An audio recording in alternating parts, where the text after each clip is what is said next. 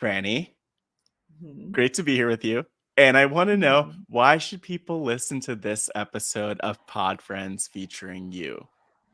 Yes, you should listen to this episode of Pod Friends if you are trying to understand the winding and twisting path that is your life, because we will go through some of the twists and turns that I have been on.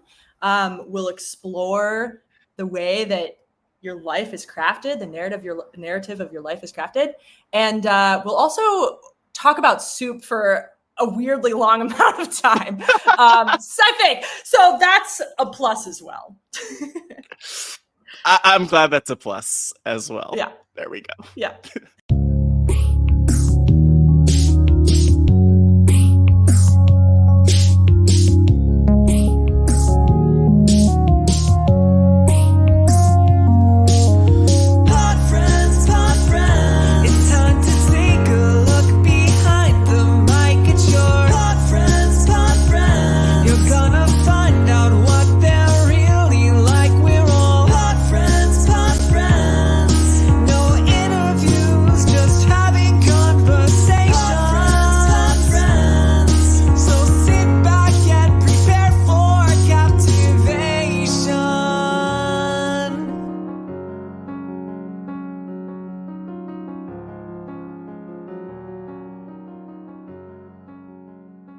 Hello, everyone. Welcome to Pod Friends. I'm your host, Matt Scott. Connect with me on social media at Matt Scott GW, or you could go on X and search at Hey Pod Friends. Connect with me there, sharing about the episodes, hearing from each and every one of you.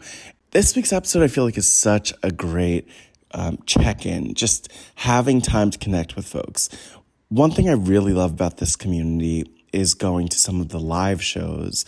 Within these events, we have these moments where you see people for a few minutes and talk and connect.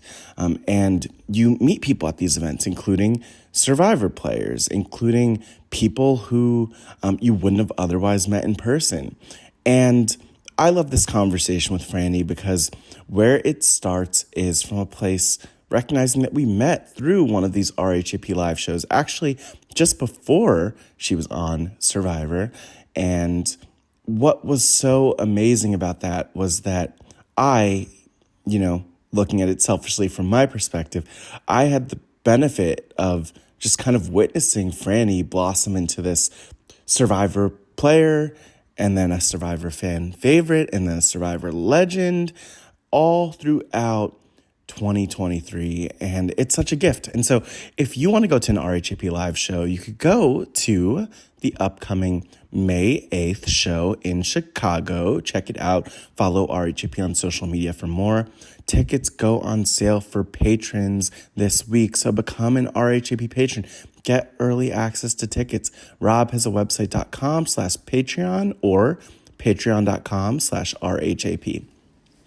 But before getting into this conversation with Frannie, I just want to ask a special favor for you, because honestly, I have one more episode of Pod Friends coming up this season, right before the Survivor season starts. My thought is I would love to have voicemails as part of that episode. A couple years ago, when I did the episode featuring the one and only Stephen Fishback, check that out. Rob has a website.com/podfriendsfeed. Subscribe to the podcast, go into the back catalog. So many great interviews with so many people, including Survivor players, which I'm guessing a number of folks listening are interested in. But, I had some voicemails that I not only shared as part of the podcast, but of course listened to, and it just filled my heart. And I think that's just like a good practice for ending the season, is to incorporate your voicemails. So I would really love for you, if you've listened to a single Pod Friends episode, if this is your first and you're just tuning in to hear from Frannie, if you could leave a voicemail, because the voicemails, one, they mean the world to me, but also it's my opportunity to get to know you, to hear from you, to celebrate you. I'm looking forward to doing that in Chicago at the RHAP live show. But if you leave a voicemail at speakpipe.com/podfriends, that's speakpipe.com/podfriends, well, it will probably be part of next week's episode. And you could do that at speakpipe.com/podfriends. The link is in the show notes. I'm going to put it on social media too to really encourage this. And if you're thinking, oh, Matt, like, no, like, I don't really have much to say. I can't think of anything specific. Like, leave a voicemail, because the thing is, I honestly, who knows if I'll receive any voicemails. You might be the one person who can make sure that I am not alone and lonely without voicemails going into next week. Please leave a voicemail, speakpipe.com/podfriends. And I'm pretty sure I will find a way to make it part of the show. And you'll be part of the show in that process. Podfriends is about the community, and I'm excited to have you as part of the community and hopefully as part of next week's episode.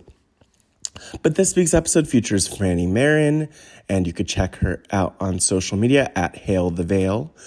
But such a great conversation. I learned so much about Frannie and her backstory, and just more than anything appreciated how she is able to pivot and follow her passion and follow her heart to get what she wants in life. A big theme I love in Pod Friends, and something I'm excited to share with you today. Now, my conversation with Frannie. Making her way to the podcast, hailing from San Francisco, California, by way of Boston, Massachusetts, by way of St. Paul, Minnesota, she is Survivor 44's Challenge Beast, a marathon trainer, a random singer, a mindfulness researcher, a traveler, a cook, and someone who describes themselves as curious, calculating, and zesty.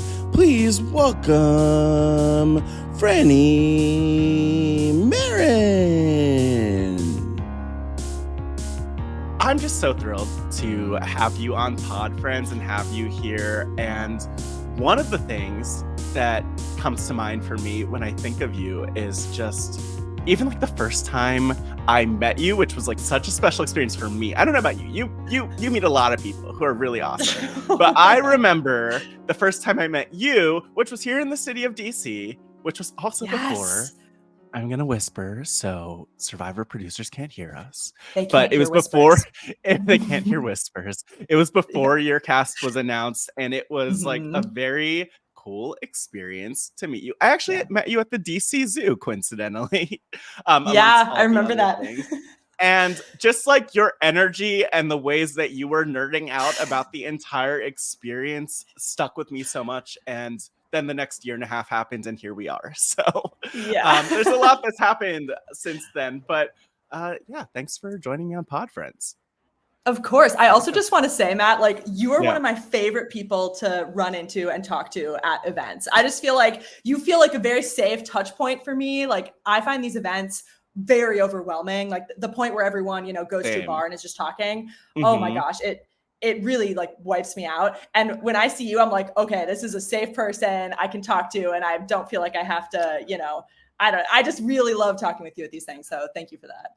Yeah, no, I appreciate that. And I think it's so fascinating because something that I have, like, I think especially just again, from the first time meeting you, which was at an RHAP live event here in DC, to just all of these other freaking events where we've been able to see each other and, I've been able to see you shine so much. What I think is so interesting is I remember at the end of RHAP Live in DC, there was the live podcast and all the fans are going up and talking to the Survivor players. And you were just kind of standing there, not being bothered. No one's coming up to you. And I was like, how's it going? And you're just like, this is a great time. I was like, I hope you're enjoying this experience because it was this whole thing. But what I mean, I don't even, again, I have no clue where to start, Frannie. But I want to ask, like, what has this, like, I normally don't start talking about the community, but like, what has this like evolution with this community been like? Because clearly you went from being really part of it to being even more part of it and being on Survivor and being on podcasts. But like, how are you doing? That's a question I haven't been able to like ask bigger picture at these events. But yeah, how are you doing? Yeah, I'm loving it. Just in terms of like my entry into the Survivor community, like as a player and a post player, it's been so wonderful. Something that surprised me in relation to this is I feel like I've heard from a ton of past players that they have this experience of, you know, going on the show, coming back, you're on this high of having just done this thing. Mm-hmm. And then people have this drop off where they like don't want to think about Survivor, don't maybe even want to watch the next season. And I have not had that at all. Like, I love being involved in everything. I love getting to like talk about Survivor with all these people who I've listened to for so long. And yeah, it's just been really, really fulfilling to finally get to engage so much with the community I've been like following for so long. Yeah, it's been really, really rewarding. Yeah, one thing I'll say that's interesting, because I think it's cool to be on this side of things and just hear from people about their experiences. And one of those things is that there have been a number of people, including like I vaguely certain people who've been on Pod Friends, I'm sure, or you know, other people we've met in the community who to that point are like, I need to separate from this thing. I can't watch this thing. I can't engage with this community. But I find it so refreshing, just speaking of watch parties, that this past fall, like I feel like the cast was showing up left and right, like there's so much community that I don't know what's changed in Survivor, if anything's changed. Maybe you have a perspective on this, but it just feels like things are very positive and communal in ways that maybe I wouldn't have expected. I wasn't there for the community before the new era, but I am curious, like if you have any thoughts about why it is that people are just so pumped up for Survivor, even from the player experience, which I know can be super traumatic and a lot of things. Beautiful, traumatic, all of the things. Yes. All of the things. Yeah. I don't know what it is. It's a great question because, this is another thing I've heard about, like with a lot of Survivor casts, they come away sometimes with like massive, vast divisions among people who either didn't get along on the show or don't get along afterwards for whatever reason. And with season 44, and like, I don't understand truly the intricacies of any of the casts that came before mine, so I can't really speak to them. But our cast feels like unique in that it really doesn't feel like we have any of those types of fissures. And I just remember like throughout the whole airing and that pre-period where everyone's freaking out, we all felt so supportive of each other. And like we have a group chat with all of us and it's just constantly a buzz. And I think we brought that energy to the airing and to the community, like all coordinating to show up at stuff and, coordinating online to post about the show and be excited about it. And I think that 45 kind of had that similar energy. I hope it continues with 46. But yeah, I don't know. It's unique. And I think it's fun. I mean, I wouldn't know because I'm on the other side of it, but I think it'd be fun as a viewer as well to like see all your favorite people from the show, like interacting in the real world and hanging out. So I'm glad we brought that energy to it, but I don't know what it was. Maybe we're like proud of ourselves because after 44 finished filming, they told us like, we like this season a lot. And I think maybe that went to our heads. We were just so proud. I don't know. Fair enough. I mean, I was going to say, I haven't acknowledged this. I think you might be my first Emmy nominated guest. Oh my God. Look at that. Oh my gosh. Oh my gosh. Emmy nominated, not Emmy Award winning, but that's okay. That's fine. Yeah, we'll forgive that. Honestly, like, okay, we get it. RuPaul, like you win every year. We get it. But we know who should have won that, Frannie. I want it next time that we talk or we do a Pod Friends or a podcast, I at least want like your Emmy on the wall or something like that. In the background. Yeah. Yes. I'll create a little plaque or something. Yeah. That's what we need. That's what we need. But speaking of your background too, I think it's also just interesting. Like, I know that life has evolved. You're in San Francisco in the Bay Area right now. Before that, you were in Boston, right? Okay. And then you're from St. Paul. Yes. Minnesota. Yeah. Okay. So I wanted to tell you, which I didn't mention before this, in a week and a half, or just over a week, I will be in St. Paul for something. I don't know if you've heard of this, but I'll be in St. Paul for something called the Great Northern Festival. Have you heard of this? The Great Northern. I honestly don't think I have. What is it? It is like this thing that's celebrating being outside and the snow and the winters. And I'm going to negative temperatures, Frannie. Yes. To your neck of the woods for things. But whether or not you've heard of the Great Northern, I'm sure you've heard of Juicy Lucy's. Like, I'm very Yeah. curious. I'm very curious. Yeah. What is like St. Paul culture like? Because I'm not prepared for that. And I'm also just more broadly curious about like where you grew up, what that was like. I'll also just mention this, drop this seed. I'm gonna be in the Bay Area in like 2 weeks from now, also. So. Oh my gosh! Wait, are you taking like a tour of my like? Are you going to Boston too? Is this what's happening? This is part of your documentary featuring your life. Yes. Sure. Well, yeah. hit me up when you're in the Bay, please. Would I love will. to hang out. I will. Yes. But yeah, okay. St. Paul. Quick plug for the city of St. Paul. This is a recent development. St. Paul recently, and I want to make sure I get this right. They just elected their new city council, I believe. That's and right. I think there are 7 people, and all of them are women, which is so exciting, and is the first time that's ever happened. Ding. Yes, and all but one women of color, and they have priorities that I'm really excited about. So that news headline made me very proud to be from St. Paul. St. Paul. So Minnesota, cold tundra. It's kind of what people know about that area. I would say my experience of growing up in Minnesota, relative to other parts of the US, there's such a culture of like friendliness and community. Not to say that that's not true in other parts of the US and parts of the world.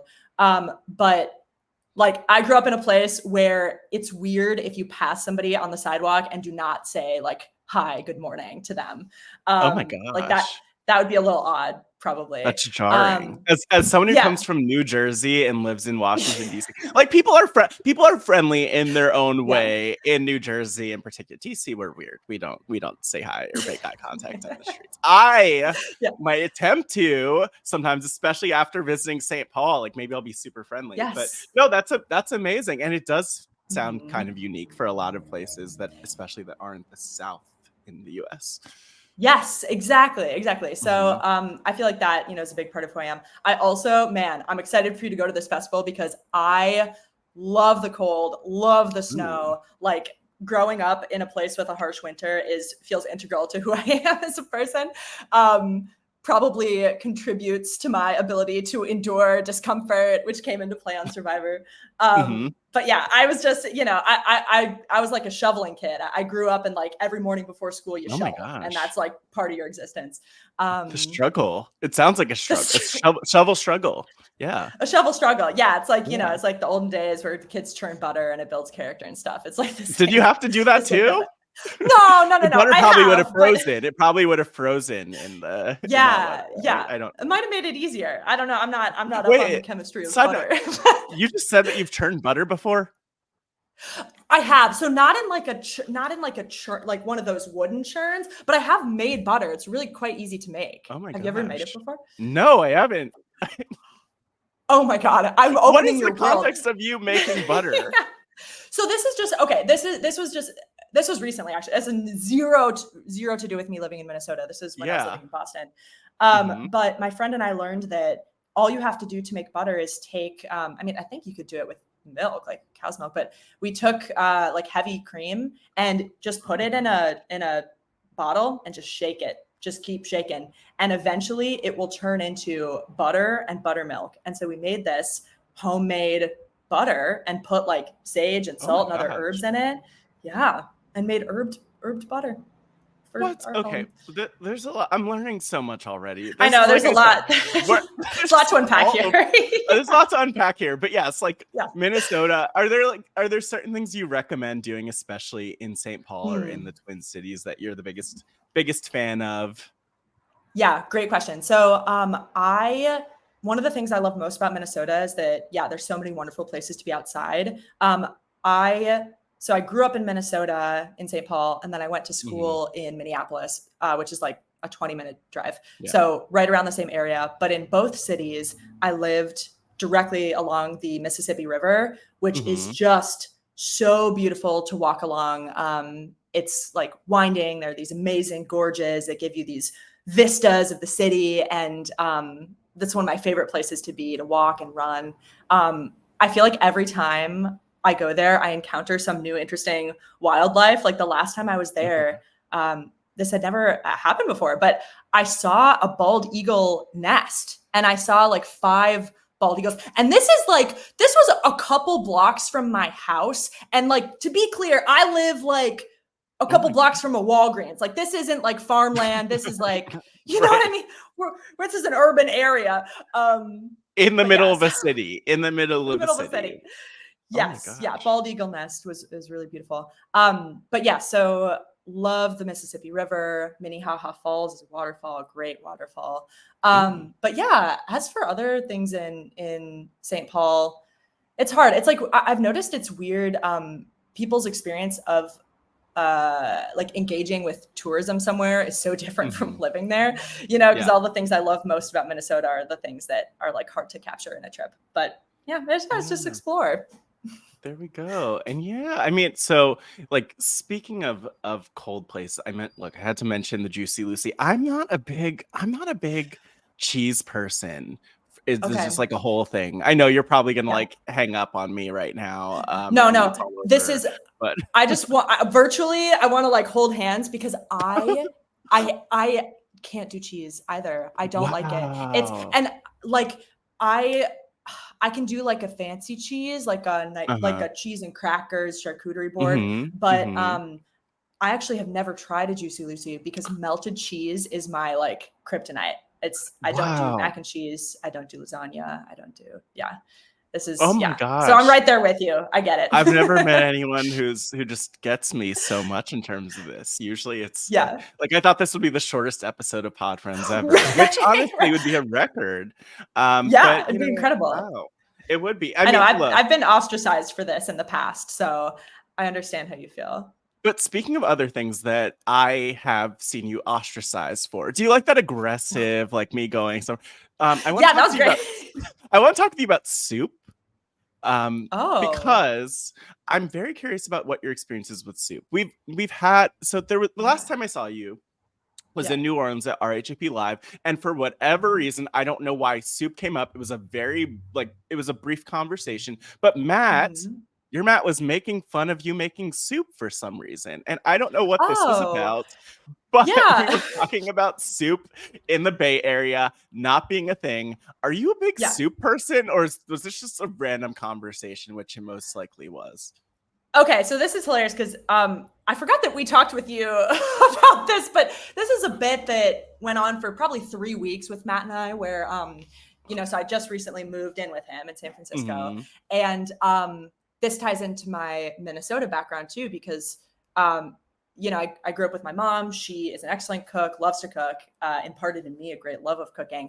And she makes some good soup. She's got like many soups in the rotation. So soup is like a staple food in my life. And then I come to the Bay Area, and Matt's like, I've never had like homemade soup. Why would I ever make soup? And I guess maybe it's just because it's not cold enough here. People don't need that like comfort, but you better believe I have him making soup. Like we're on a weekly soup routine at this point. What kinds of soups are there? Like that you're making him make? Yeah, so lots of different kinds. So I love a tomato soup, classic. Use the immersion blender. Recently, this is a stew, so slightly different category. But actually, for lunch, I had leftovers of this. What is it? Sweet potato lentil curry stew. So good. So warming, so delicious. Especially the curry. I feel like the curry part of it. I'm just like, I haven't had dinner yet either, so now I'm just like thinking about that. I know, I'm sorry. I should make soup. We should make soup. Turn this into a cooking show and just like this is actually cooking with Frannie. Cooking with Frannie. Exactly. Wow, you've had it. Is that trademarked yet, or? Yeah, I've had that in the back pocket. I've actually been waiting for you to bring up soup to like pull that out. Yeah.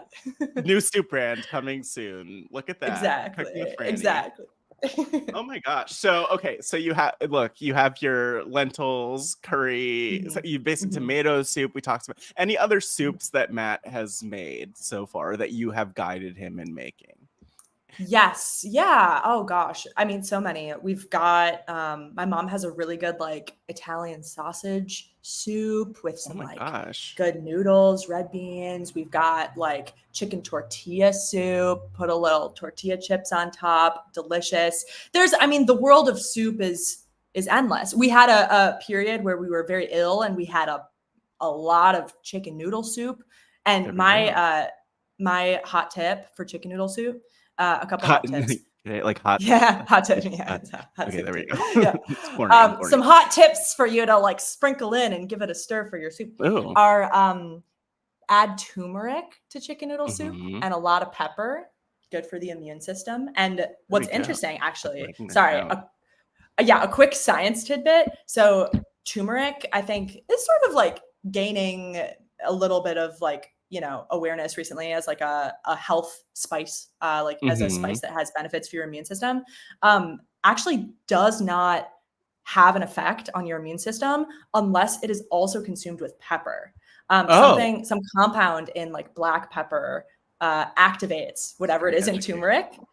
Yeah, no, I'm sorry. You don't need to take notes. This No, is I begging me am for this to be like a like lesson. I have my notebook out and everything. Yeah. Yeah. Yeah. But so the lesson is just if you want, if you have heard that turmeric is good for your immune system, you want to have some turmeric in your diet, you also need to have black pepper in the same meal. Wow, Frannie.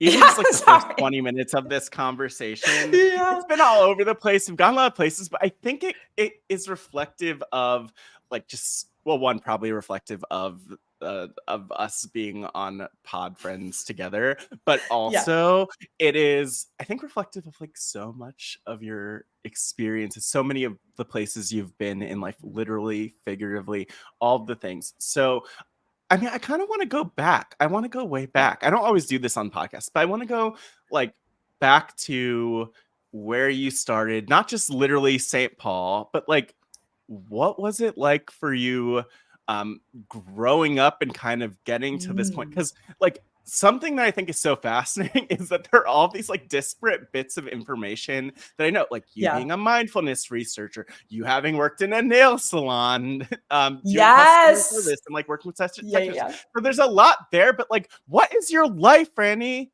What is your life? Yeah. 'Cause I don't. As you take Yeah. a sip of water.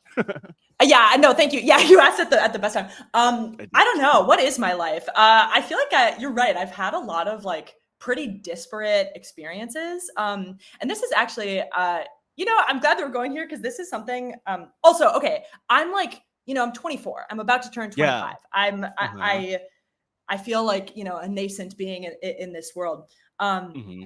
And I don't feel like I've had so much experience in any one like field or realm as to impart like a lot of wisdom about it to listeners.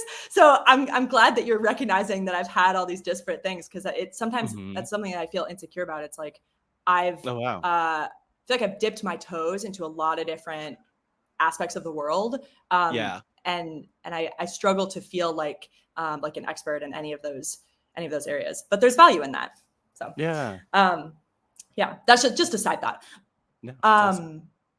But okay, yeah, what is my life? So yeah, like you said, grew up in Minnesota.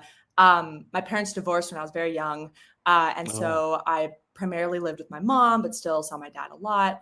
And my mom and I are best friends. Like anybody, Mm-hmm. if you've seen Gilmore Girls, that's kind of Oh my our like gosh. relationship. We loved watching that together, and we consider ourselves to be like the Gilmore Girls.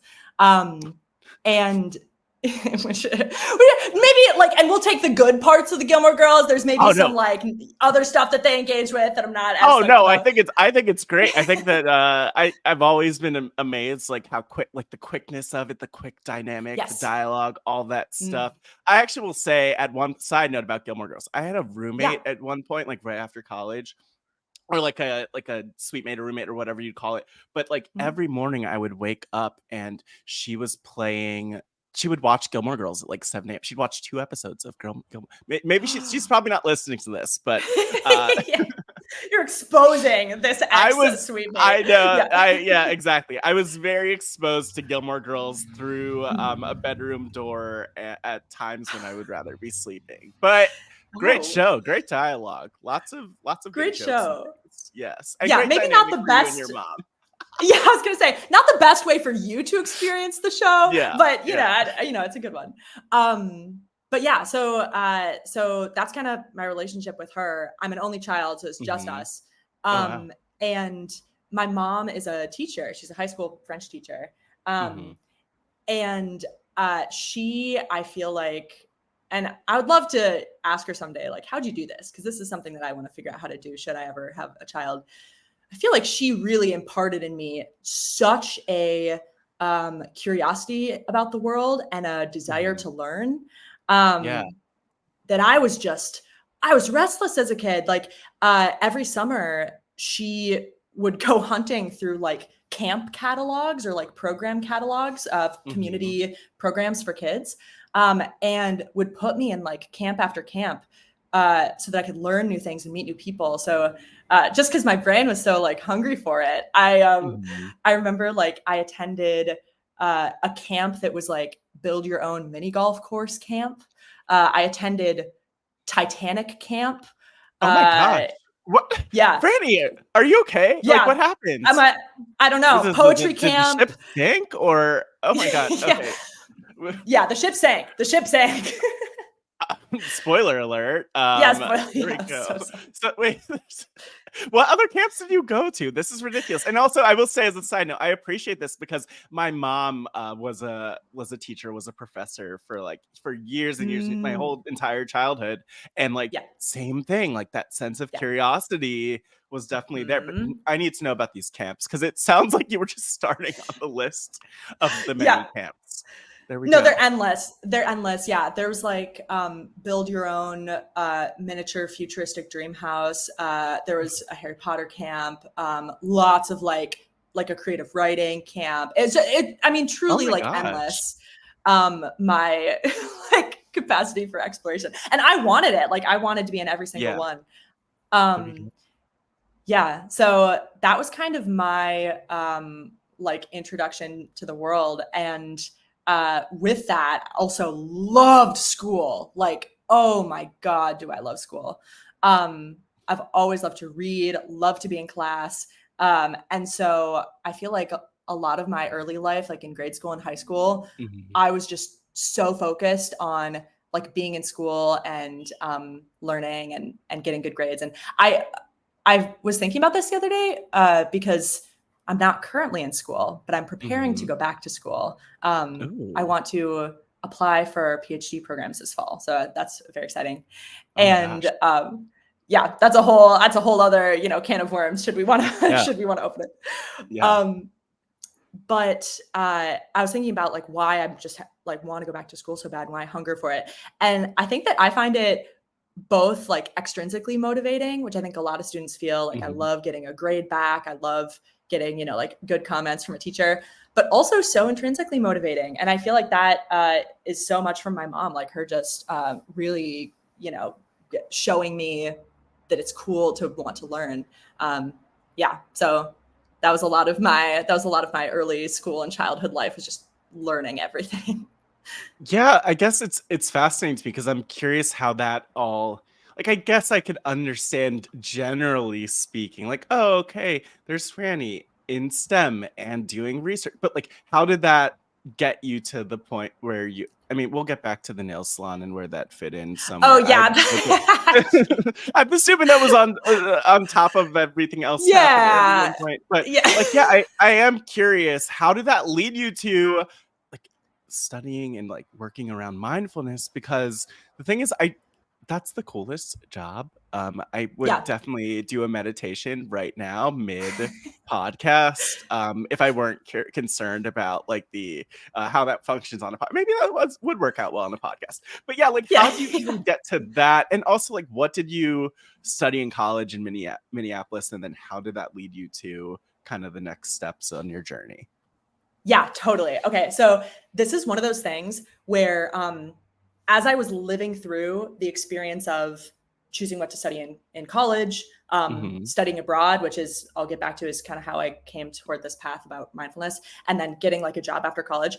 As I was going through all of that, I was like, there is no clarity to what I'm doing. I feel like, like a ball in a pachinko machine, and I'm just like, bang, bang, bang, bang, bang, bang, like random decisions, random choices.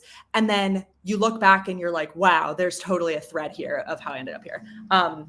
So just want to say that like this thread of how I got to this point did not feel clear to me as I was doing it. And it's only looking back that I realized it, how things came to be. But yeah, so in early college, I struggled like you wouldn't believe to choose a major because, as I mentioned, I love learning about everything. I was so curious, and I've always I work in STEM. I've always loved science, and I love really like crunchy hard science. Like I loved math, I loved physics. Also was interested in, quote unquote softer sciences like people science, like psychology, but I also love like liberal arts. I love English. I love reading. I, really love like social studies and all that kind of stuff.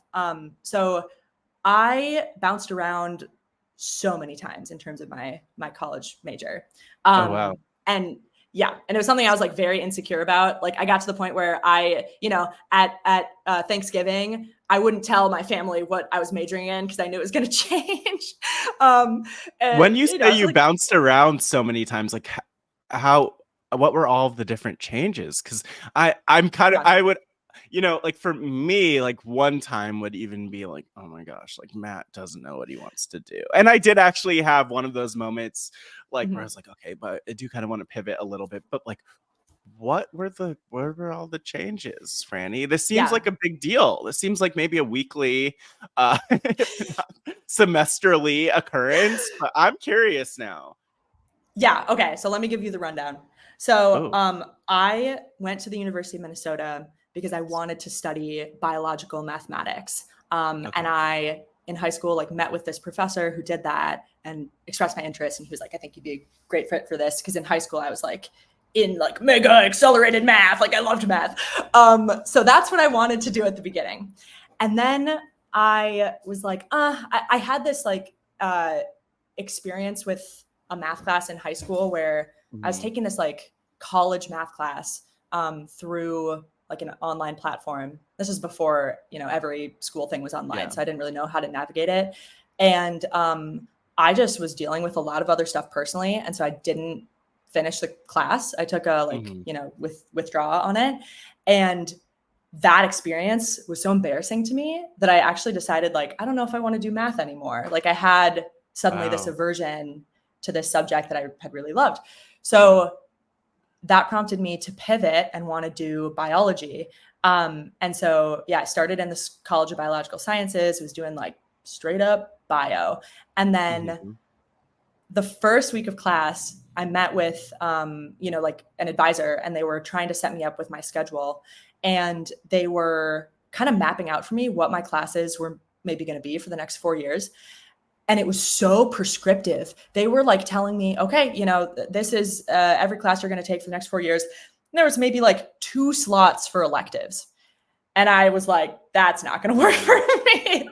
Like, there's so many other things I want to discover. I will sacrifice getting to, molecular bio 12 for the sake of taking like a Shakespeare class. And so, I kind of like rejected that and ended up transferring to, I think it would have been the English department. And so I was bouncing around between like linguistics and journalism. Oh my gosh. Yeah. And then and this was all related to, at the time I was really, really into like health podcasts. And like professors who have podcasts about their research. And I've always really loved science communication. And so I think I was trying to like address that interest through media. Cause I was like, okay, it's about like producing media. Like I'll learn about how to do that. But then in studying that, I was like, dang, I really miss learning about science and like the human body. So then I transferred over to kinesiology, which is like, Oh, you wow. know, Yeah. the human body, human movement. Mm-hmm. Had a brief stint considering like a medical anthropology type of thing, like learning about the history of medicine and like the sociology of medicine. and then I finally landed in psychology because it felt like the one place that was so broad that I could kind of learn about all those things. Yeah. Wow. It's so Yeah. interesting because I think, even what you just mentioned, like at the very beginning of all of this, that there's just the judgment from family about Yeah. changing your major or other people in general. Like, what's Frannie doing? Does Frannie even know what she's doing? Is Mm-hmm. I think enough for some people to not make those changes or just to push through. Totally. And I also think it's interesting that you made so many changes because I've met so many people who will, let's say, like start studying engineering, or often it is Mm-hmm. STEM subjects that they'll start studying, and there might even be family expectations around that, and Mm-hmm. then they will just like go through with that and realize at the end of it, I don't want to be an engineer, or I don't want to Yeah. be in this type of field, but they already got their degree and they did all of that. Like, I guess I kind of wonder, like, how did you have the audacity to switch? Because Yeah. I mean, it kind of seems like actually, I'm curious because you mentioned your family and Thanksgiving and all, but like, was your mom supportive of that? As a very curious person, and yeah, I am curious how you kind of just said like, I'm gonna do what I want and pivot as I Mm-hmm. must, and this might not be my final pivot to whatever I want to do, but I'm gonna do it anyway. Like, where did that come from? Yeah. Um, it's so hard to say. So, because I think it. So okay, this is my brain has now gone Mhm. into like five different Ah. directions where I could take this. So I love it. brace yourself. Yeah. Um, so what's interesting is you mentioned like the audacity to do that. Actually, like in the past year, I feel like I have learned about myself that I'm like a brave person, but I never Mhm. understood that about myself before this year. So Yeah. looking back, I do think that those changes were brave because I was and audacious because I was, recognizing that something wasn't working for me and then changing my circumstances, even in the face of some judgment, maybe. Mhm. But at the time, I understood it as like motivated more by fear. Like I sort of felt it as like this anxiety about wanting to find the perfect major, the perfect thing to study that made me feel really good. And so, yeah, I felt really uncomfortable about changing majors so much. And Mhm. honestly, I mean, I mentioned my family and Thanksgiving. Um, my family, like everyone is so caring. Nobody was actually judgmental, but it was, Yeah. it was all in my head. It was people Right. asking like, oh, oh, and here's another major I forgot to mention. Oh, how's it going in technical writing and communications? And then I have to say, oh, I'm actually now a journalism major. You know what I mean? Like Yeah. it's so Yeah. it wasn't actually any external judgment. I don't think my mom was Mhm. super supportive of it. So um, that's one thought. Another thought is I think that I think a lot of times if you're like a kid in school, especially high school, and you Mhm. excel in like STEM classes, there's a lot of messaging from teachers, parents, like you should go into STEM because there's a lot of perceptions about jobs in STEM, that they're very lucrative, Mhm. that they are, I don't know, perceived as like a better pursuit than a lot of other fields, which I think is like is a disservice to everyone. Right. But I got that kind of messaging in school, and so I think part of the reason I moved around so much is because I really had this desire to have a learning base. It was like really creative and pulled a lot more from like liberal arts, but while also fighting this pressure to be in STEM and be in science because I felt like, you know, I was telling myself the story of like, I'm a smart kid, I should use that smartness to, go into science because that's what I'm being told to do. So yeah, I don't know. There's kind of a lot of different factors there, but yeah, ultimately it was just like me really not wanting to do exactly what you said and lock myself into something that I knew I wasn't going to be happy with. And related to that, I mean, I did the exact same thing a couple years later. So I was studying psychology, was planning to, go into research in psychology. And then I had this crazy like revelation moment where I realized that I really loved learning about the human body and medicine. And I thought I wanted to be a doctor. And I was like,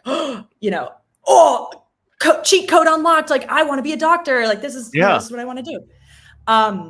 And I was so like driven by that realization that I upheaved my whole schedule, my last 2 years of college, added all these prerequisites, but I was like behind, quote unquote. So I was taking, chemistry 2 with freshmen, and I was a senior, and that was an uncomfortable experience. But I like put in all the work, took all the prerequisites, studied for the MCAT, took the MCAT, got a crazy score on the MCAT. Like, oh my God.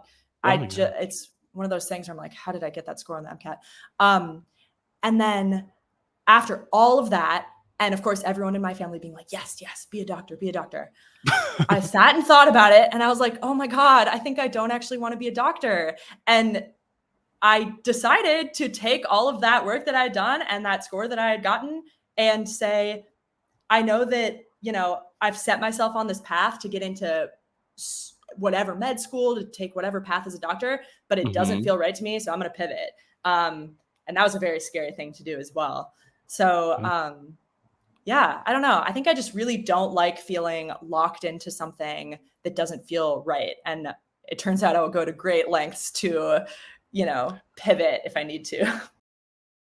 It sounds like it. And I think it's fascinating because one of the things that has come up a lot just in hearing people react to Pod Friends episodes, oh my gosh, we're talking about the podcast, this is so meta, is just like the fact that like people relate so much to not knowing what you want to do and like all the twists and turns. And I'm always so fascinated, like as an interviewer, whether it's like Pod Friends or in the work I do, especially talking with people about careers that they're doing, often in STEM or doing climate related stuff, is that sometimes some people are like, oh my gosh, well, I didn't have a super linear path. Like, what is like my story isn't a normal story. I didn't know what I wanted to do. I was confused. I switched majors a million times. I switched jobs a million times, all that stuff, when it's like, yeah, that's what so many other people go through. Now, maybe not as many major it sounds like you like broke records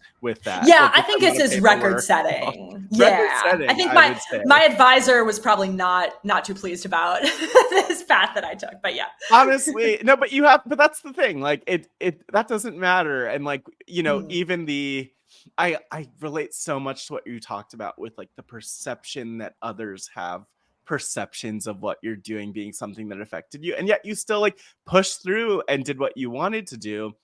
I guess I wonder, in your work like studying brains and all of that stuff, like is there anything that you've kind of realized about yourself in retrospect, or about like what you were doing and processing in retrospect? Like, do you have more clarity about like, okay, this is such a big question, and I'm so sorry, Frannie, but you study brains. So I'm like, do you have more clarity about like how your brain kind of is functioning? Because there were all those twists and turns, but like you said, the threads are a lot more clear in retrospect than they are in when you're along the journey, for sure.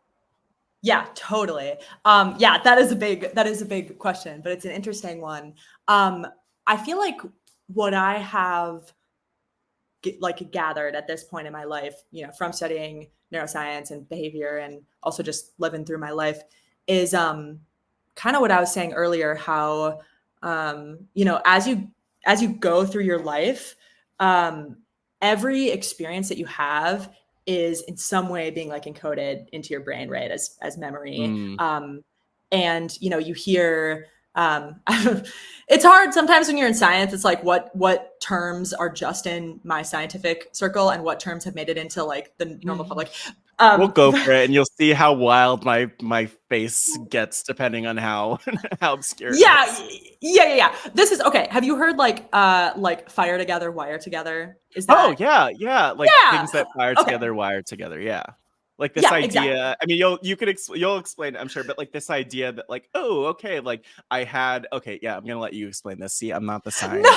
you can try to explain it. No, do it. I think there's a lot to speak through about this, but I think it's so interesting. Like on the topic of queer in STEM, like I had a very interesting conversation with Dr. Evie Jagoda, very similarly confused about many of the terms, but please go into it.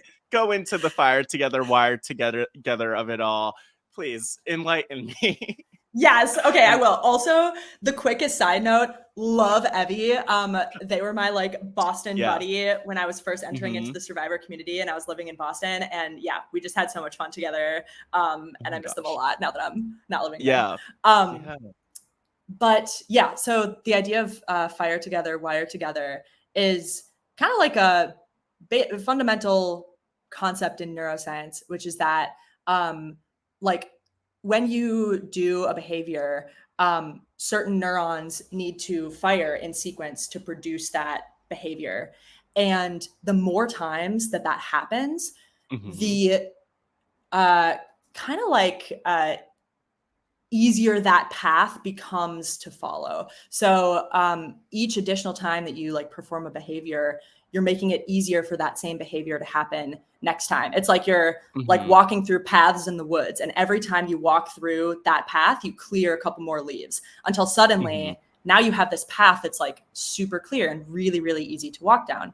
And this is how people create like habits, good habits and bad habits. Like, I have fired together, wired together a path in my brain that tells me every morning I wake up and I brush my teeth. And so I like don't even think about it. I just wake up and I go into the bathroom and I grab my toothbrush. And the reason this happens, or one of the reasons this happens, is because there is so much information in the world and there's so many decisions that you have to make as a human navigating this sensory dense world that if you had to, every decision that you make, if you had to take in all the information around you and make it as if it's a new decision, you wouldn't have time to do anything. Like you would just be paralyzed. And so it's easier for the brain to make shortcuts to do things quickly and efficiently when they're things that you have to do really often. So that's what that term kind of refers to. But where I bring that up is like, as you're going through your life, I think a lot of the experiences that I had, like I said, felt very disparate, but you get to a point eventually where you realize that some of those experiences were actually in this like fire together, wire together camp where, suddenly I look back and I think, man, I have had a lot of separate experiences related to mindfulness. Suddenly it makes sense that I'm working at a mindfulness center because I've, slowly been introducing myself to these ideas over time in a lot of different places and contexts. And yeah, similarly, like looking back on, I feel like anyone can do this, like, whatever job you're in or whatever like hobby you're passionate about, you can look back and pull out little threads of what in your past, what experiences you had in your past led you to this moment of being interested in this thing. And so, yeah, that's kind of what I feel like I've learned is that in some cases it's fruitless to try to like craft a really clear path as you're going, because sometimes you won't understand it until you're there and you like look back. Yeah, I love what you're saying, because something that I found in just seeing seeing people and seeing their journey is that the thread, like it's sometimes hard to find the thread, but also like one of the threads is you. So there's always going to be something that links everything because you are touching on all these things. And totally. I have to go back to the nail salon. What I mean, yeah. from a Yeah. nail cuticle perspective, all the things. But I'm curious, how does like, other than, of course, because I think it's so fascinating when anyone is applying to Survivor or like doing the interviews, of course, like there's a way of like talking about an experience like, oh, of course, that helped me manage relationships and like navigate different people's needs and all the things. But like, Mhm. how does that tie in with how did that tie in with the mindfulness aspect of things and just the threads Yeah. that you're talking about? Because I think it's so fascinating. And if there's any way you could explain to me what it's like to work at a nail salon and it's apparent chaos of that, I would love to know. Yeah. Yeah. Oh, true chaos. Well, first of all, let me just start by clarifying like what this salon is, because I think a lot of people, at least a lot of the nail salons that I've walked by in, anywhere in the world besides the one that I worked at, you look Mm-hmm. in, there's maybe like 10 to Yeah. 12 little stations. There's maybe like Mm-hmm. 2 people working doing nails, and there's, 2 clients in there getting their nails done. Mm-hmm. That is not where I worked. I worked Um, at like maybe the highest traffic nail salon in the US, at least is my estimation. Um, Literally, we had like 20 to 30 technicians who worked for us. uh-huh. So at any given What? time, there could be like 20 or 30 people getting their nails done at one time, which is like What?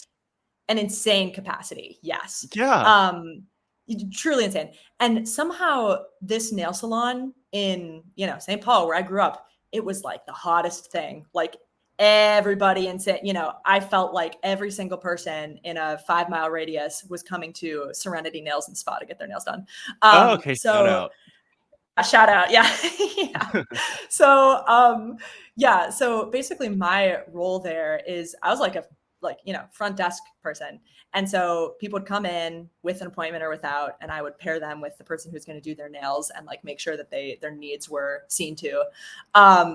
As a side note, I did not want this job. I literally remember I came home from school one day on a Friday, and I was, relaxing or watching TV or whatever. And my mom came up to me and she was like, so I got my nails done yesterday at Serenity, and I talked to the manager, and she needs a receptionist. So I told her that you'd go in tomorrow morning for an interview. So make sure you dress nice and, walk over there. And Wow, mom. I was like, Mom, like tomorrow is a Saturday. I don't want a job. Like, I don't want to do any of this.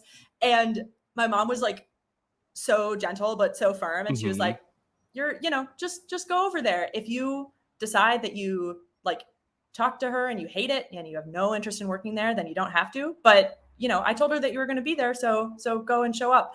So I, Yeah. stomped out the door, like, I'd rather be sitting, like reading my book or whatever. And walked into the nail salon, talked to the person who owned it for like 10 minutes. And then she was like, okay, Mm-hmm. what's your availability? Like, you've got the job. So Good that was girl. my entry into the world. I knew nothing about nails, like, nothing about anything.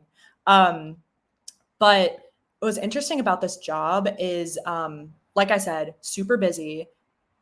I feel like with something like a doctor's office where people Mm-hmm. have like, maybe a medical need or like like they need their car fixed or something, people feel more lenient with like waiting because it's like a service that, is necessary, and they understand that there are limitations to the whoever's providing the service. For whatever Mm-hmm. reason, not the case with the nail salon. People want their nails done and they want them done now, and they're very impatient about it. It's Frannie, like, in St. Paul, in the Twin Cities, in yeah, Minnesota nice is a thing, Frannie. I'm aware of yeah, this, but the people can't the wait to get bounce. their nails done. Yeah, the doors of No. Serenity Nails and Spa is where Minnesota nice comes to die. Like people, it's not. I mean, I'm exaggerating. Like, majority of people are super nice, but some people are really not. And like, they have their routine. They come in every Yeah. 2 weeks to get their nails done, and if anything comes in the way of that, they get really upset. And so I had to do a lot of like, it required a lot of social awareness to Mm-hmm. understand like who seems patient and who seems like they're this close from like losing it, and learning how to manage that. And then also, I, all of the women that I worked with have had just wildly different life experiences from me. Almost all of them immigrated from Vietnam, and I think all of them, except maybe like one, were over 30. Most of them had kids. And I'm this like 16-year-old who grew up in St. Paul, and it's my job to point at a customer and say like, go help them. And it was a really like, I don't know, it was a really eye-opening experience for a lot of different reasons. One, it was interesting to see how differently customers approach the person who's doing their nails. Like some people are really kind. They have a conversation. They, ask, hey, what's your name? Oh, great to meet you, whatever. Some people have, you just wouldn't believe the amount of times people would come up to me at the end of a service and be like, I want to tip my technician. I'm like, oh, what's the name of the person who you've been sitting with for the past 2 hours? They're like, I don't know. They all look the same. They're all, they all look the same to me. Yeah. I don't know who it was. God. That's horrible.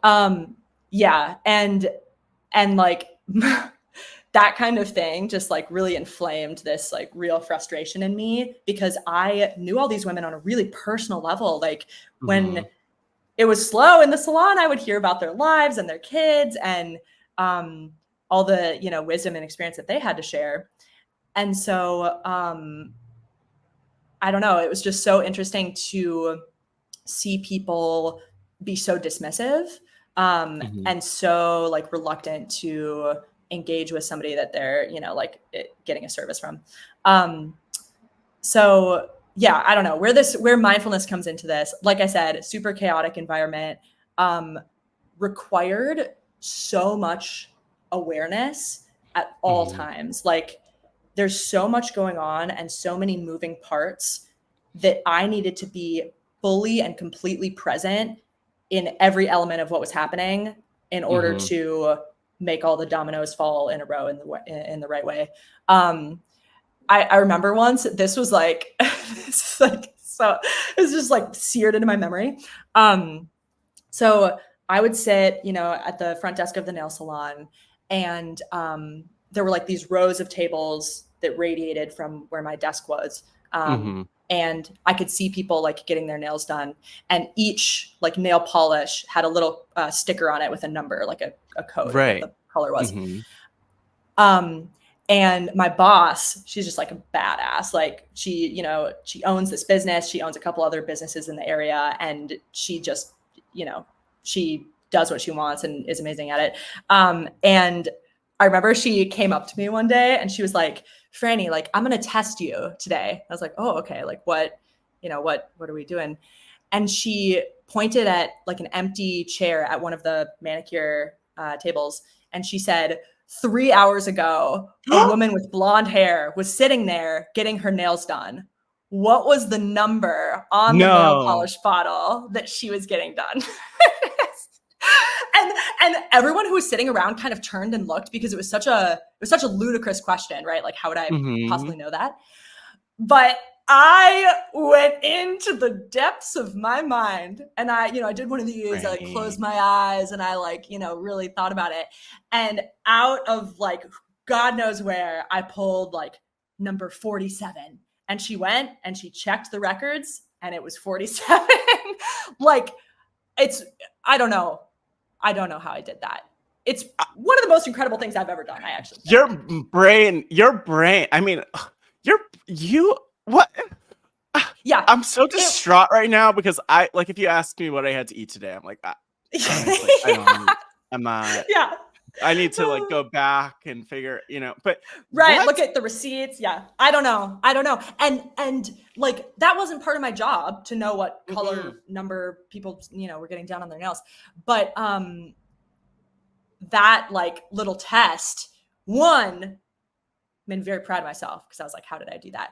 But two, helped me to understand that the reason that she was so good at her job and so good at managing these businesses is because she's always paying attention and always like in the background, tracking, logging, you know, who are all these people in my salon? What are their needs? How can I remember that for next time? She's one of those people who like a customer will walk in and she'll be like, how's your, uncle's daughter's best friend at school who lost her dog? Did they find the dog? Like that kind of thing.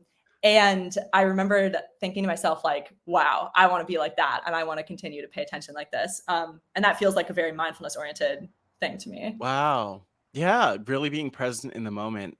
And I think Yeah. it's also interesting because you wanted to be that, but also there were already so many of those pieces within you, which I think Yeah. is so fascinating. And even just this Mhm. conversation is interesting because just the inner workings of your brain. I can't wait to listen back to this and like, oh my gosh, like Yeah. Franny's brain is a fascinating place. And it's also interesting that you study brains as part of that, which is a whole other Mhm. layer and dimension on top of this. And but I think what's so cool is that there is that thread there, and there Yeah. is like, while along the way there might not have been like that full intentionality of like, let me do this thing and that thing and that thing, like everything is connected, or at least like what you got out of the things is connected, which I think is really awesome, right? Yeah. Yeah, totally. Totally. There we go. But yeah, one thing I mean, there's so many other stops on the journey that we could talk about. One thing though that I just want to dive into to switch it up a little bit, Franny. Hopefully you're okay. Hopefully the cops aren't coming for you right I know. now. I was wondering if you could hear that. Yeah. Yeah. They heard that. They heard what I was saying about soup and they were like, we better check in on this. Yeah.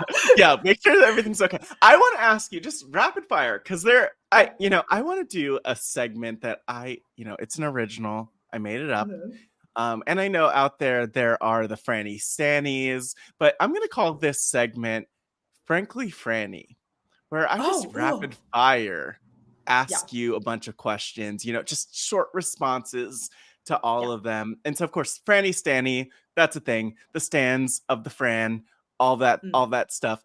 But Mm. I'm just gonna go through. I have a bunch of different categories and a bunch of Mhm. quick questions for you along the way. If you're ready to switch your brain into Oh, this rapid fire gear, if you could keep up, I think you can. I think you've got yeah. this. I'm All right. sweating, but I'm I ready. feel Let's like I need go. a buzzer. Yes, woo. Yeah. Okay, Yeah. you'd be so amazing on Beyond Survivor. You'd be amazing on like a game show. Hit the buzzer, do the thing. Mm. Okay, but let's go. So, first category is Franny Annie.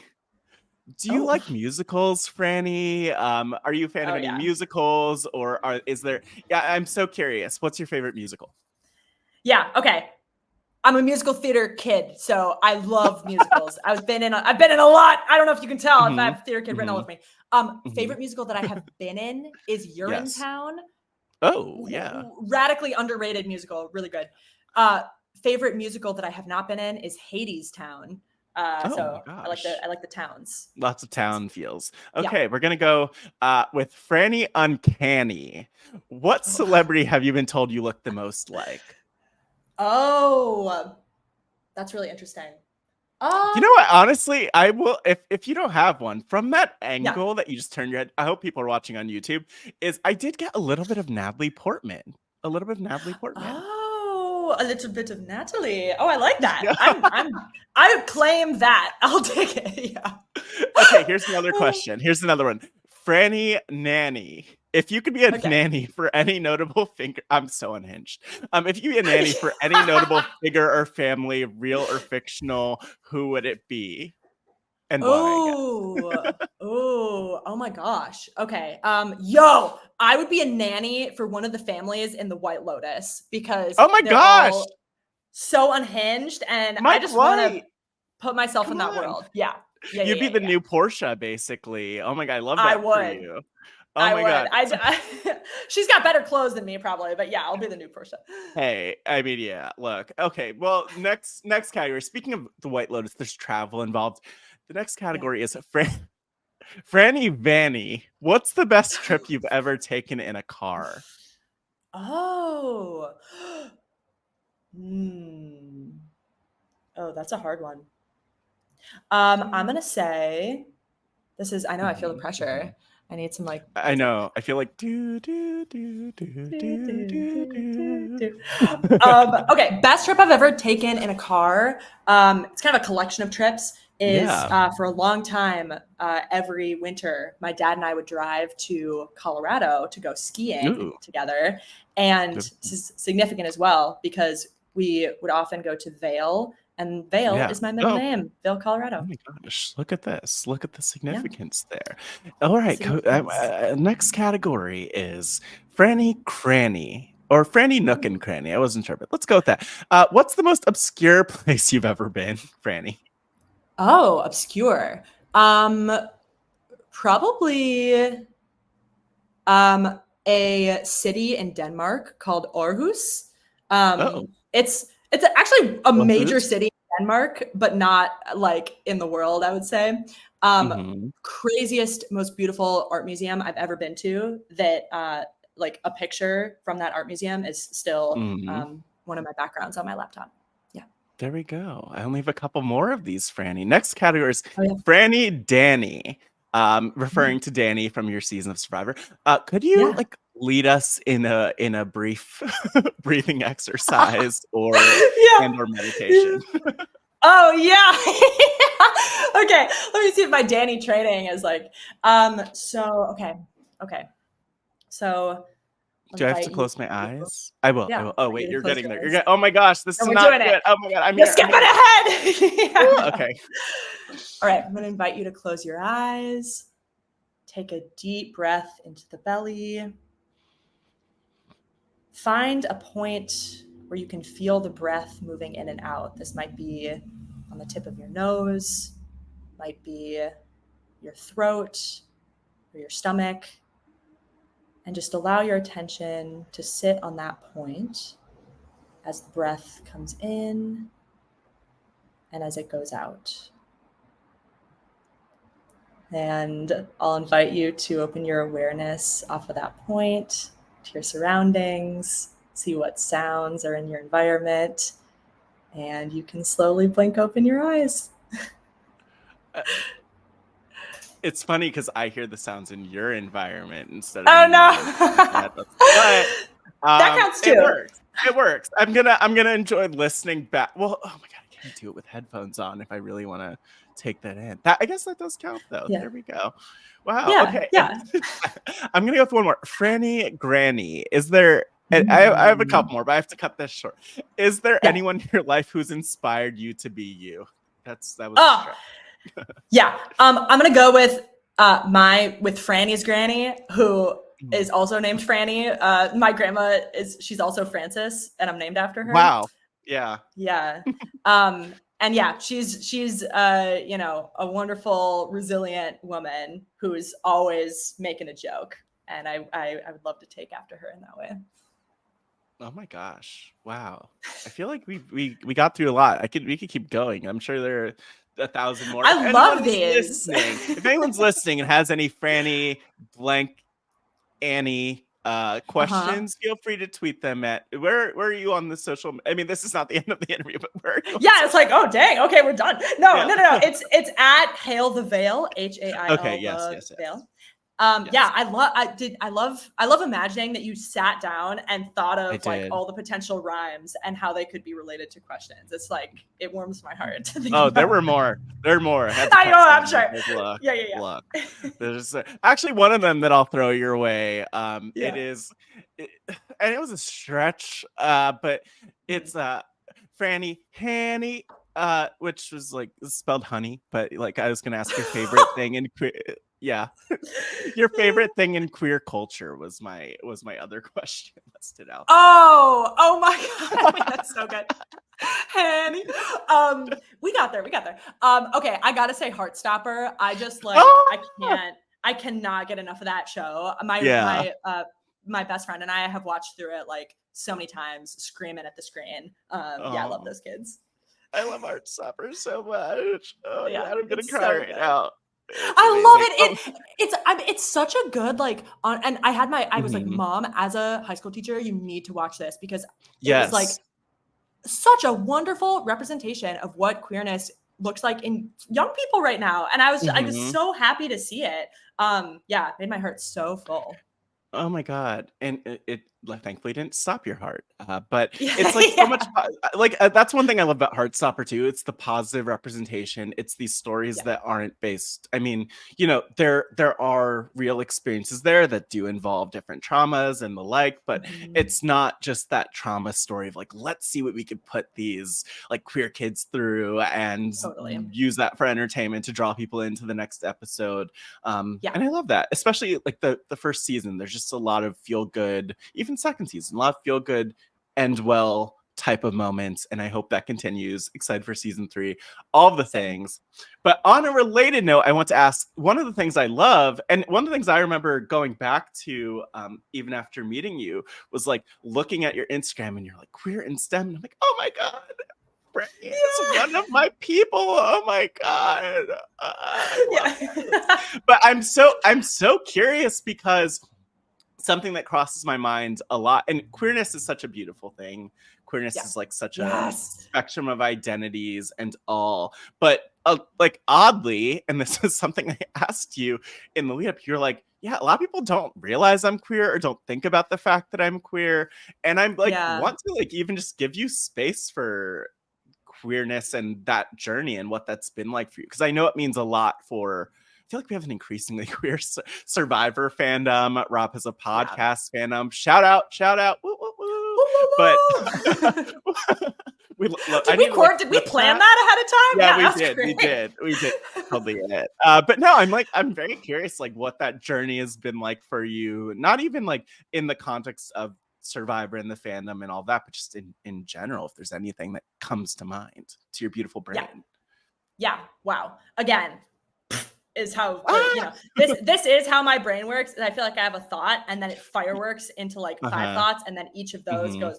Mhm. Um, Mhm. so yeah, first place my mind goes is I actually did not like, I mean, okay. I've always really struggled with the concept of coming out because Mhm. I experience a great frustration at the fact that I need to quote unquote come out to people. Yeah. I just want it to be known. You know what I mean? I'm like, God, Mhm. can't you just look at me and know? Like, I just want people to know.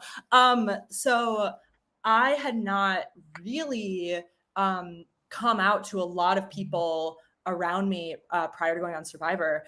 Most notably, my mom, who, as I mentioned, Yeah. best friends. We, you know, Mhm. we're so close, and I had just never Wow. said anything to her because it's like I feel like I never had a big crazy realization moment where I was like, "Whoa, I'm queer." It's just something I've Mhm. like, understood. As we mentioned, little bits of experience throughout my whole life has built into this thread of understanding. Um, Mhm. and it anytime I thought about, coming out to her, it annoyed me because I was like, oh, I don't want to have to make this a big thing. So then I just did it. Mhm. And I ended up talking about queerness a lot on Survivor. Of course, none of it is shown.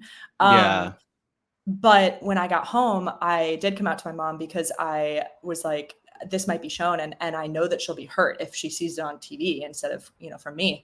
Yeah. And that conversation, went great. She was really happy that I had told her.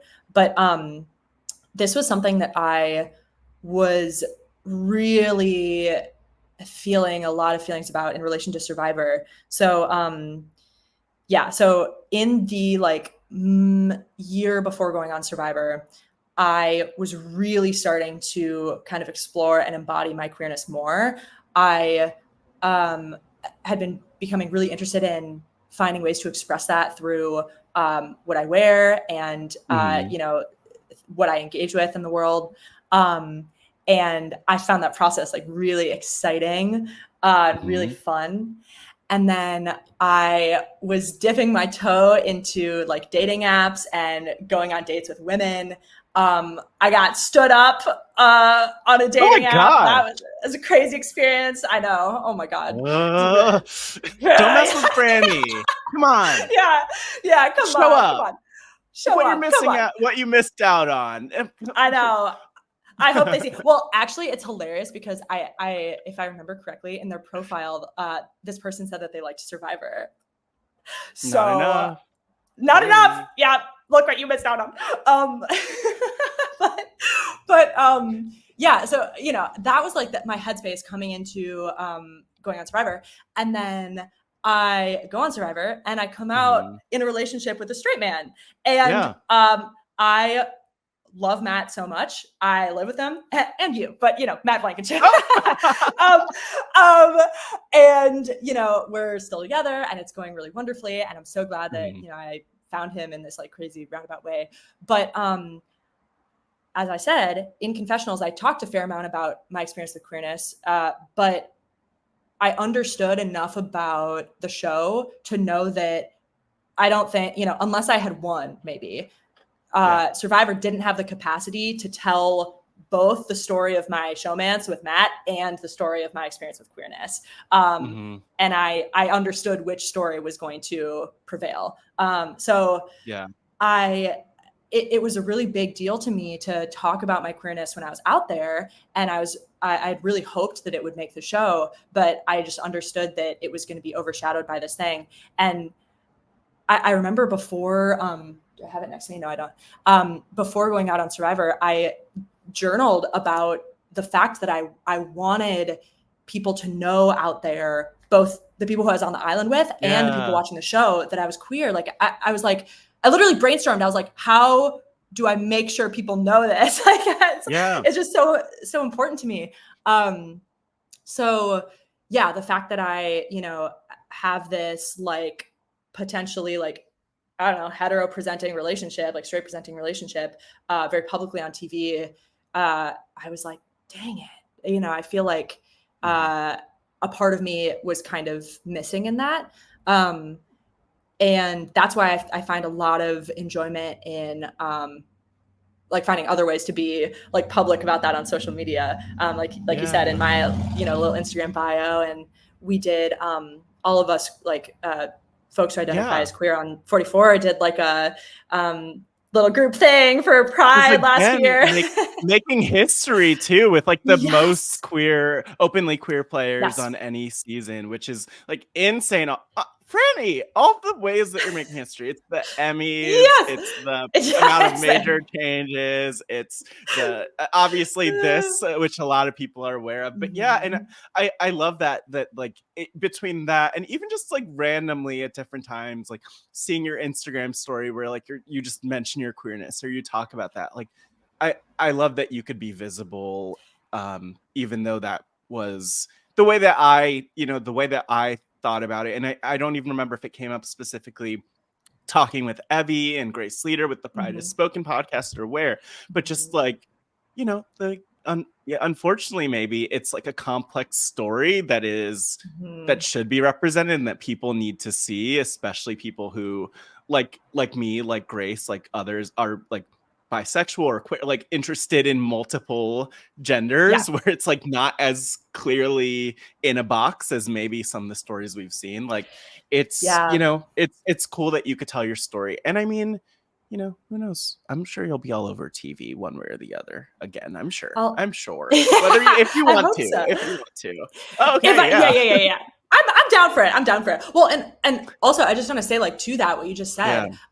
So I like love the word queer. Like I just love to label myself in that way. And this was a topic of discussion on the show because there are people who are like, what does that mean? Like, do you like boys? Do you like girls? Like, what does that mean? I just find so much comfort in the fluidity and like in some ways ambiguity of the word queer.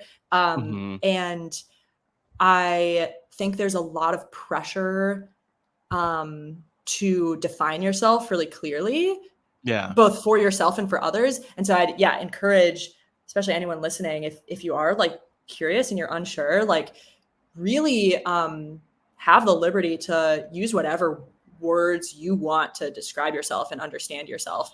And there is no pressure, or there should be no pressure to slot yourself into a category just for the sake of being able to say, oh, like I'm strictly bisexual, or I'm a lesbian, or I'm, anything. Mm-hmm. So I just love that term. I'm really glad that it's been, reclaimed. Yeah, no, I think that's beautiful. And it's like there's so much that we've talked about. Something that you alluded to earlier, or that you spoke about earlier, was just like being in your early 20s. Like there's like a fraction of life has been lived so far, but then there's so Yeah. much more ahead. And Mm-hmm. I remember talking with Marianne O'Ketch about just not only the journey to date, but like what's ahead. But something I'm really curious about now, like your Survivor season isn't fresh. You are Emmy nominated still.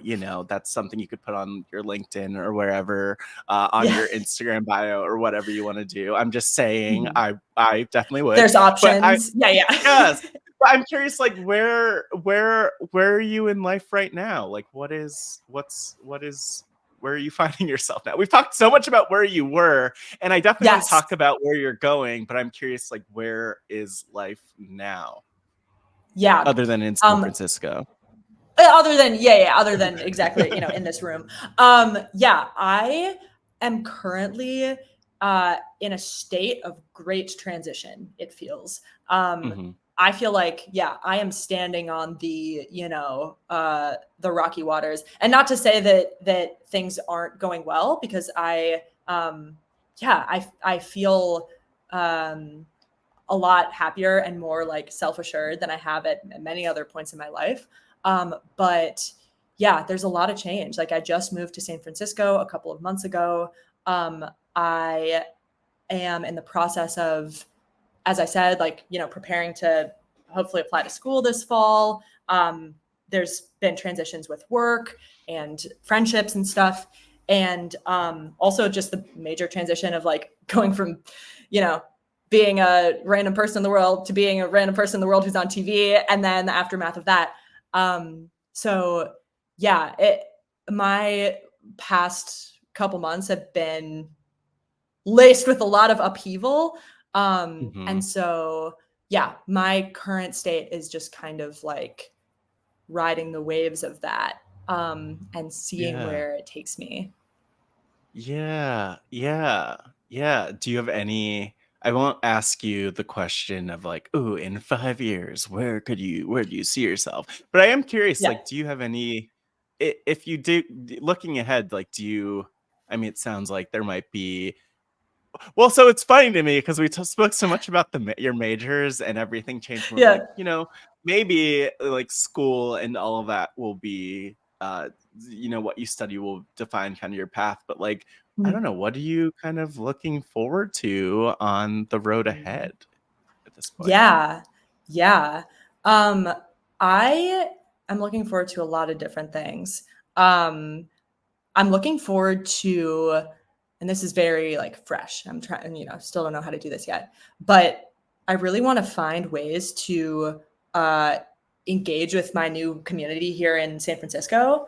I feel like this is something I could have done better for the 2+ change years that I lived in Boston. I, like made friends and had friends there, but I felt pretty contained to like my little world. And I want to find ways to broaden that now that I'm here. So I've been looking into like community groups. I went and I went to an open rehearsal last week for an a cappella group that Oh my I may or may gosh. not join. Yeah. So we're seeing about that. Did you have an Scott, stop, pause. You auditioned for this group. So it's not technically an audition. They have like open rehearsals, so anybody can drop in. And after you attend, I think 4 rehearsals, you are invited to audition. So I'm not at that point yet. I just dropped in to catch the vibe a little bit. Is there like a song that you're practicing, just preparing? This is my way of like slowly getting you to the point where you're about to sing on podcast. No. I don't know. I'm just like, I just want the Yeah. music. I could even do like, I could do like the beatboxing sing, you know, maybe no, you Yeah, have yeah, yeah, other yeah. than the I'm just like, what? I'm ready. If No, you just want to kidding. sing on the podcast, I don't No. know if you did your vocal warm-ups or anything. I don't know if this last hour plus counts or not, but Yeah, yeah. I've been doing a little like, yeah, Sharpay Evans like in the background this there whole we time. go.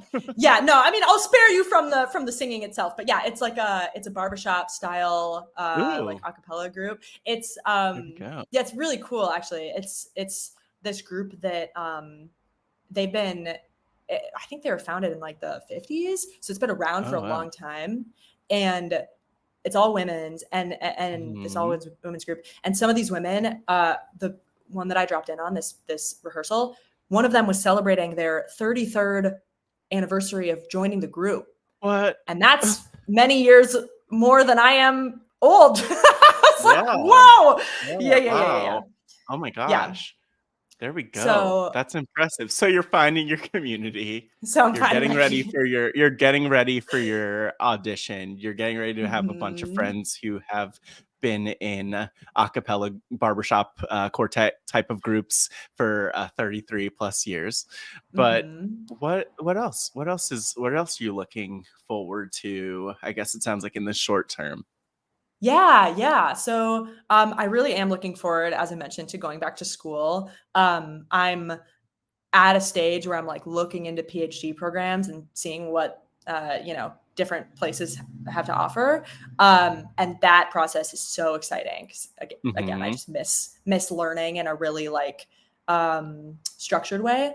But I also have really been making an effort lately, and this is something I'm excited about continuing to find a lot of unstructured ways to learn. So, like, Hmm.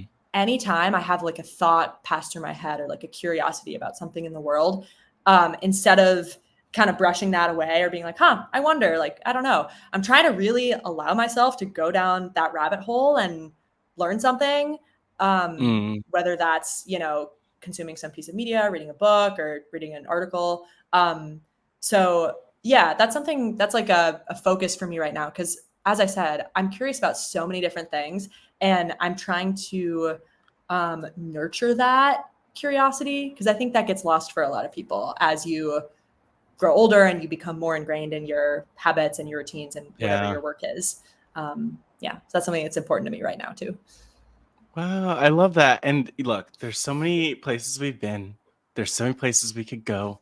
All of the things, but we've been here so long, Franny. I feel like I need a part two of our I know. I was gonna conversation say, at some point. yeah, we could do a full another hour and a half, and still not reach the bottom of the well. I think it's endless. Yeah, yeah, but you know what? We're drinking from the well. We're taking it Mhm. all in. It's been a refreshing Mhm. conversation, an enlightening conversation, an informative conversation. But a couple of Mhm. questions that I do have to ask still. One of Mhm. them is just like giving you a chance to talk about what has this community meant to you on the journey. We talked so Mm. much about your journey pre-community. We talked about a little bit of it, since Survivor and everything, but like what has this community, whether it's the RHAP community or just more broadly the Survivor community and everyone you've met on the way, meant to you? Just anything you want to say, because they're listening. The people are listening. They're listening. Yeah, Ah. yeah. It's meant the world to me. I mean, I remember when I got the call that I was going to be on Survivor. I immediately called my mom, and I was walking around my neighborhood, and we were having this long conversation about how it was going to go. And uh, my mom knows that I put sometimes a lot of pressure on myself. I want to do well at things, and she was like, "Franny, what's going to happen if you don't do well? Like, what's going to happen if you don't win, if you go home early? How are we going to deal with that?" And I told her, I was like, "Mom, it doesn't matter, because even if I'm the first person to go home, I still get to do an interview with Rob from RHAP." My mom was like, "Okay, but let's also just talk about like, whatever else we'll have to deal with that." But like, that's how excited I was, to give you a sense of like, the Yeah. opportunity to join this community. So yeah, it's just been honestly a dream and like a wonder to be allowed into this group. Not that anybody requires permission. You know what I mean? It's like anybody who wants to can be a part of it, which is what's so exciting. But yeah, I can't explain the thrill I get like at some of these live events when I get to like go up on the stage and talk about my favorite show in front of other people who care. It's like there is nothing like it. It's yeah, it's amazing. You're phenomenal, and you're phenomenal at it. Like, you're so quick and on point with everything, and you know when to like not eat a piece of pizza when you're on stage, or when like to put all the things. Yeah. Like, you're just so you're amazing, and it's like been cool to be able to see you do that as part of the different live events. But yeah, it's like I love that this is a community, and I use that word so often. I think that's more obvious with something like RHAP, where there's like literally a patron community and people showing up. But like, this is a community that we're in, and it's cool. Like, it's cool to meet people through it. It's been cool to meet you through it, and we'll just keep meeting more and more people along the way. And it's exciting stuff. But I have to ask you a question that I ask all of my interviewees, and that question is, Frannie, if your life, big questions. I'm all about the big questions with you, Frannie, because it's that brain. I know you can handle it. If your life were a book or documentary, I have to ask you, what would the title be and why? And I'm sure there are a lot of titles that might come to mind for you, but like, I'm so curious what that title would be. And I will say the question again as I see the wheels turning, just because I feel like I need to buy people time to answer this question. In fact, listeners, think about it for yourself. If your life were a book or documentary, what would the title be and why? Frannie, for you, what is that title and why? So I'm going to give you like a title and like a subtitle. You know how there's sometimes like a big title and then like a second. It would be, this is heavily based off of our conversation, Untangling, and then subtitle, The Threads We Spun. Okay. Look at this. And are you proud of yourself? I hope you're proud of yourself. I like that one. I'm putting that on a post-it over here. On a post-it? Please make a whole poster. Like, just paint it, put it all together, put it up on the wall, all the things. Wow. Untangling, the threads we spun. I love it. And I think the reason's pretty clear why. But I think it's also interesting because like there's still more threads and untangling to do. And it's just an honor to be able to meet you at this point on your journey, Frannie. But any like closing words that you want to share with the listeners? I will just say, related to this idea that we've talked about of, untangling the threads of your life, is that it's such a process. And so even at this point where, we've talked about like how I came to be in mindfulness and how all these things contributed to where I am, I feel like I have untangled a lot of things, but talk to me in a year and I probably will have, pulled those threads into an entirely different picture of why I am where I am.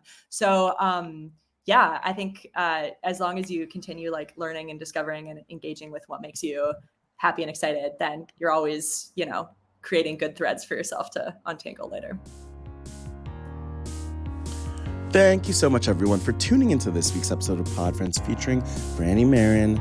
Show Frannie that love at Hail the Veil on social media, and make sure that you connect with me, that you let me know what you think at MattScottGW and at Hey Pod Friends on X.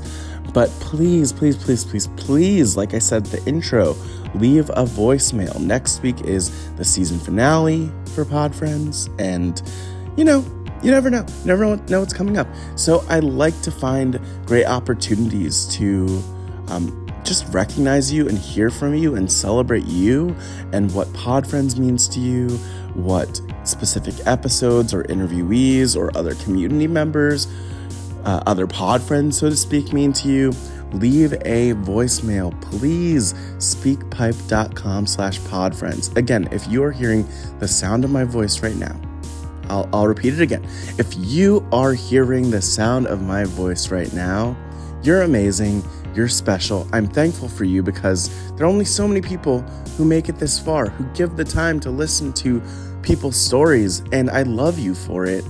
And I genuinely do, because we need more people who do that. And I just want to hear why. I want to hear how these conversations resonate, how I resonate, how all of the different folks featured resonate. Speakpipe.com/podfriends. Leave that voicemail if you're listening to this, or again, I will probably be left with no voicemails. Sad times, ending on a sad, guilt-tripping note, but on a happy note, you could become an RHAP patron and go possibly meet me at the May 8th show in Chicago, the live show, the Survivor Watch Party happening in Chicago. Learn more and get early access to discount tickets at robhasawebsite.com/Patreon or patreon.com/RHAP. All right, that's all I've got for this week, but thanks again, everyone. Leave those voicemails, and even, if you're compelled, make sure you're subscribed, number one, but also leave a review, leave those 5 stars, and as always, just want to say how much I appreciate you, how much I love you all, looking forward to next week, and just want to thank you for being a pod friend.